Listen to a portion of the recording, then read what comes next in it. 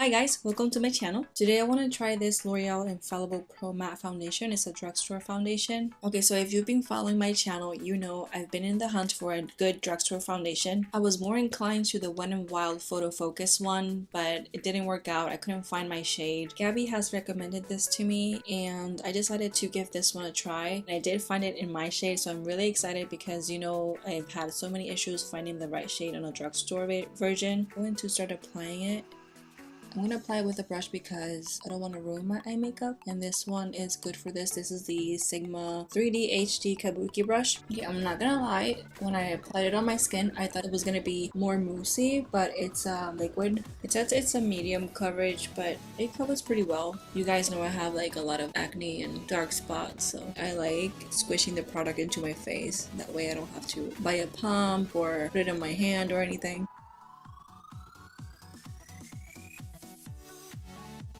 Oh, I forgot to mention that I did use a primer before this. I used my Hourglass Mineral Veil Primer. I used this primer before I put on my foundation, so my skin was prepped.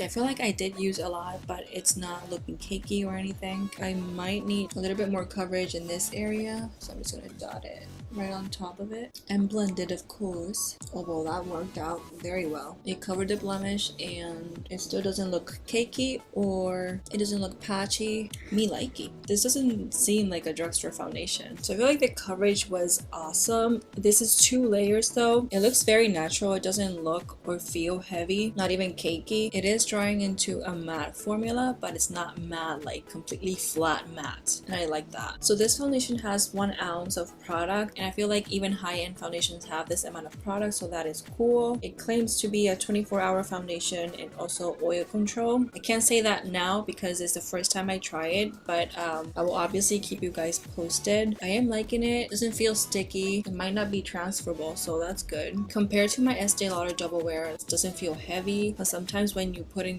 the Estee Lauder, you feel like really tight on your skin, but this one feels very comfortable. Like I can be animated as I am. Let me finish the rest of my makeup and I'll come back to talk more about the foundation. Okay, so I finished up my makeup and I'm ready to give you my last thoughts on this foundation. Honestly, it looks really good on camera and on person too. I've had it for maybe like an hour or so. So even though everything sit well on my face, like when I was doing my concealer, when I was putting my bronzer and my blush and even my highlight, everything sat well on the skin. Now the only thing that I did notice is like it kind of budged a little bit and it kind of felt like it was a little bit uneven.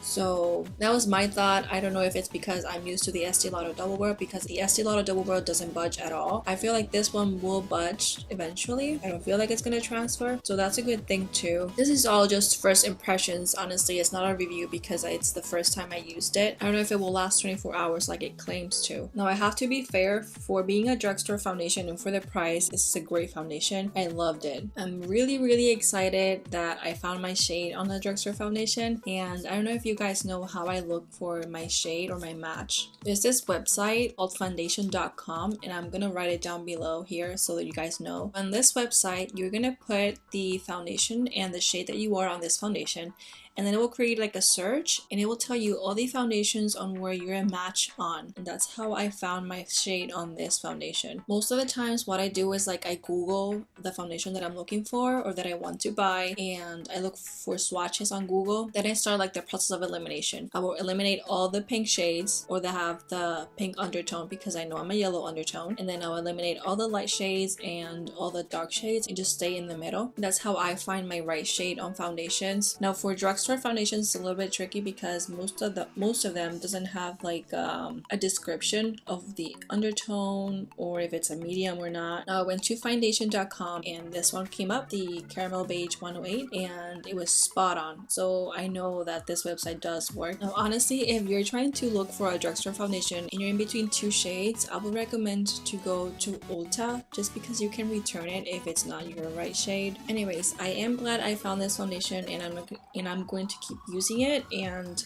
you know, across my videos I'll let you know if I'm really liking it or not. But anyways, thank you Gabby for recommending this foundation to me. I'm really excited about it, so I'll keep using it from now on. If you have any other questions or if you have more information about this foundation, just let me know in the comment section below and we can discuss it. On a side note, do you guys like these lashes? I filmed a video for you guys. I'll post it on Thursday on how I applied these lashes for the first time. So if you're interested, just stay tuned. Anyways, thank you all so much for watching. Subscribe if you haven't already, and I'll see you on my next video. Bye bye.